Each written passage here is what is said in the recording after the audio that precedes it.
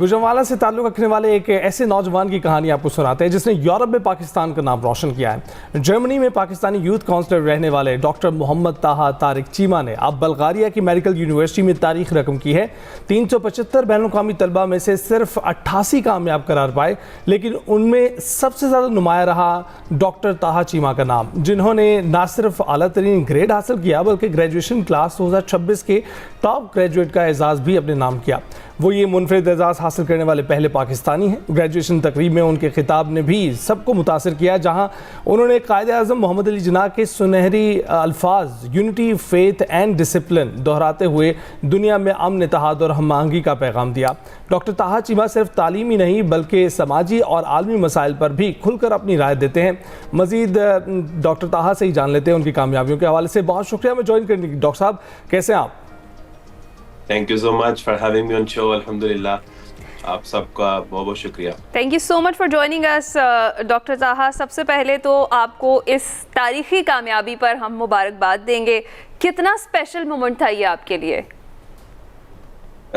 It was just a surprise. मैं जब वहाँ पर गया और मुझे बताया गया कि you are gonna be one of the topper valedictorian, तो मैं तो एकदम शॉकिंग स्टेट में चला गया था। मैंने कहा मैं तो कभी एक्सपेक्ट भी नहीं किया था कि इतने, वो भी यूरोपियन लेवल पर अपने मुल्क की रिप्रेजेंटेशन करने का मौका मिलेगा। अल्हम्दुलिल्लाह। तो बस I was in a shocking state, और बस उसको मैंने किस तरह एंजॉय किया उस वक्त तो नहीं कर सका, अभी आपके शो के थ्रू एंजॉय कर रहा हूँ अल्हम्दुलिल्लाह। बिल्कुल बिल्कुल, और हम चाहते हैं आप इसे एंजॉय करें। अब ये बताइएगा डॉक्टर साहब कि गुजरांवाला के तो पहलवान मशहूर हैं, ये पढ़ाई लिखाई की तरफ कब से ट्रेंड आपका जो है वो आया और कब से शुरू किया आपने? इसी ट्रेंड को चेंज करने के लिए ही मैं आया था फील्ड में, कि जो हमारे ऊपर एक लेबल लगाया जाता है कि गुजरांवाला में पहलवान ही होते हैं, तो हमने कहा चलें इस ट्रेंड को चेंज करते हैं, हम जो है एजुकेशन की फील्ड में भी लेकर चलते हैं। तो वैसे भी मेरी फैमिली शुरू से ही एक एजुकेटेड फैमिली है, पीछे उन्होंने CSS भी किए हुए हैं फैमिली की तरफ से, तो इस वजह से मेरा जो आइडिया था वो अपनी फैमिली के लेगेसी को कंटिन्यू करना था, जो कि डॉक्टर्स भी हैं फैमिली में। तो एक वाहिद हूँ मैं फैमिली में अपने भाइयों में भी जिसने इस लेगेसी को कंटिन्यू किया, और इंशाल्लाह आगे इस लेगेसी को लेकर भी चलूंगा एज अ डॉक्टर। जबरदस्त, हमें उम्मीद भी इसी चीज़ की है आपसे। अच्छा, मुझे बताएं कि 375 जो बैनुल-अक़वामी तलबा हैं, 88 उनमें से कामयाब करार पाए और फिर सबसे ऊपर आपका नाम रहा, बड़ा नुमाया आपका नाम रहा। कितना चैलेंजिंग था आपके लिए, और आपने जिस तरह से बताया कि आप एक्सपेक्ट तो बिल्कुल भी नहीं कर रहे थे? जी बिल्कुल, 375 स्टार्टिंग में एडमिशन था, और ये इंटरनेशनल स्टूडेंट्स आते हैं जिसमें इटली है, स्पेन है, फ्रांस है, मुख्तलिफ कंट्रीज से।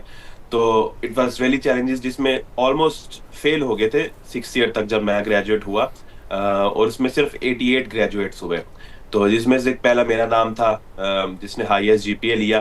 तो आप इधर से एस्टिमेट लगा लीजिए कि जिस शुरू में 375 कैंडिडेट्स हों, 88 रह जाएं, तो इनकी एजुकेशन का कितना जो है स्टैंडर्ड हाई है इस वक्त।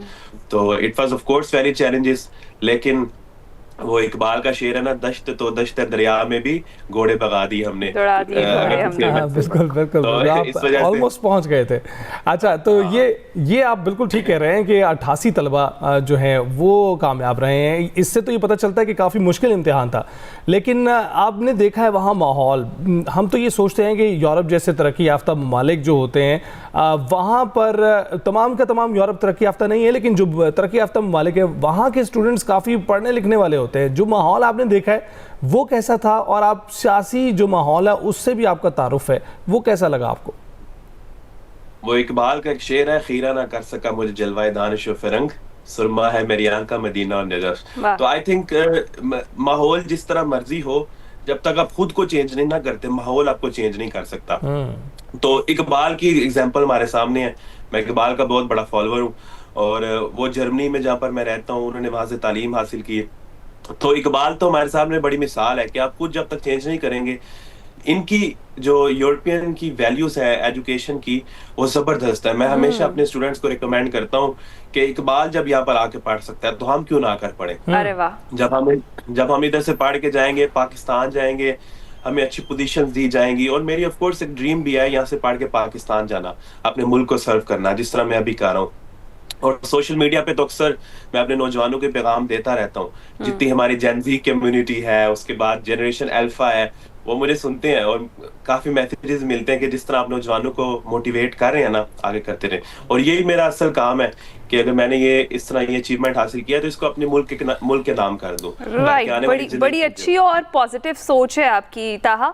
जिस तरीके से आपने कहा कि आप मोटिवेट हुए भी हैं और मोटिवेट तो आप कर भी रहे हैं, आपके सोशल मीडिया पे माशाल्लाह ज़बरदस्त किस्म की आपकी फॉलोइंग है और वहाँ पर भी आप बड़े एक्टिव दिखाई देते हैं। समाजी और फलाही बहुत सारे ऐसे टॉपिक्स हैं जिन पर बात भी करते हैं आप और उन पर काम भी आप करते हैं। तो इस तरफ टिल्ट कब से हुआ, और दूसरा ये कि इतनी मुश्किल पढ़ाई के साथ साथ सोशल मीडिया मैनेज कैसे कर लेते हैं? हाँ, ये क्वेश्चन जो है मुझे अक्सर कहा जाता है। इसका मैं इसी तरह आंसर दूंगा कि जब आप दीन के साथ जुड़ते हैं तो अल्लाह और उसका रसूल जो आपको इज्जतों से नवाजता है। That's the conclusion actually. मुझे एक्चुअली अपनी उम्मत मुसलमा के लिए काम करने का बहुत शौक है। आप अगर सोशल मीडिया पर देखेंगे मेरे मोस्टली इश्यूज जो है उम्मत मुसलमा के जो मसाइल चल रहे होते हैं वो होते हैं। तो मुझे एक बुजुर्ग थे पाकिस्तान में, मैं पाकिस्तान इतना आता नहीं हूँ, एक दफा बस गया था, लाहौर के बुजुर्ग हैं, उनका बहुत बड़ा जनाजा भी हुआ था। उन्होंने मुझे बताया था कि फलस्तीन के लिए कुछ करें ना आप। तो मैंने कहा जरूर, जब तक रही जहाँ मैं जान तो इंशाल्लाह कुछ ना कुछ जरूर करके जाऊंगा।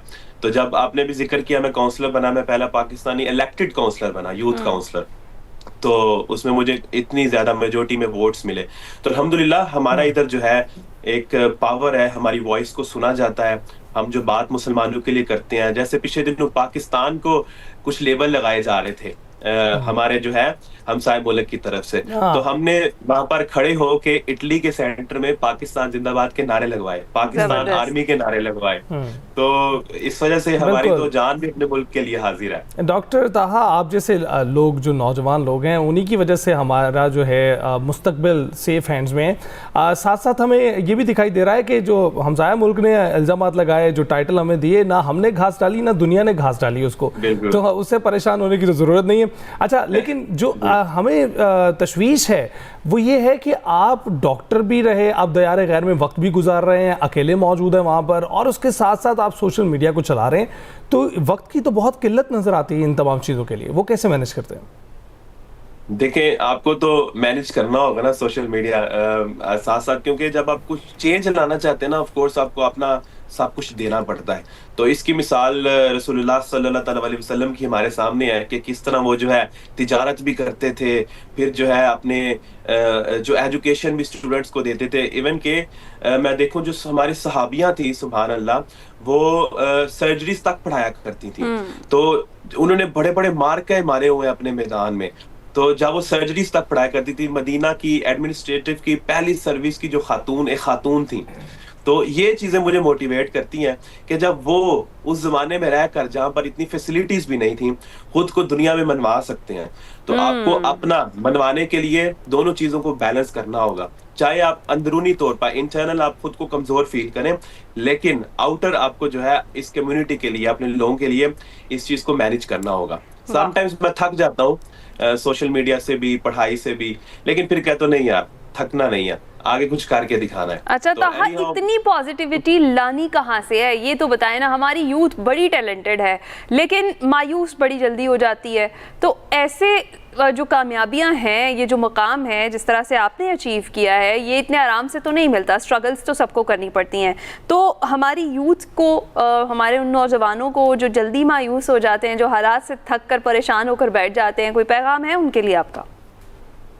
ऑफ कोर्स, शायद मेरा पैगाम थोड़ा को लोगों को अच्छा भी ना लगे, लेकिन हमारे मुल्क में अगर आप ये देखें ना कि जो बड़े डांसर्स हैं उनको अगर आप बड़े बड़े अवार्ड दें अपनी असेंबलीज में बुलाकर, अपने पास बुलाकर, तो यूथ तो हमारी मायूस होगी ना। अब पाकिस्तान में इतना डायमंड मौजूद है कि जिसको देखा नहीं जाता, जिसको नजरअंदाज कर दिया जाता है, उसकी बजाय उन लोगों को सामने लाया जाता है जो कि जिन्होंने कभी मुल्क के लिए कुछ किया नहीं होता। तो ये चीज हमारे यंगस्टर्स को सबसे ज्यादा मायूस करती है। फॉर एग्जांपल मैं अपनी देता हूँ, मैं गवर्नमेंट ऑफ पाकिस्तान से चाहूंगा कि अभी कुछ दिनों पहले कुछ पाकिस्तान में नौजवानों ने मेडिकल फील्ड में टॉप हासिल किया, उन लोगों को बुलाएं।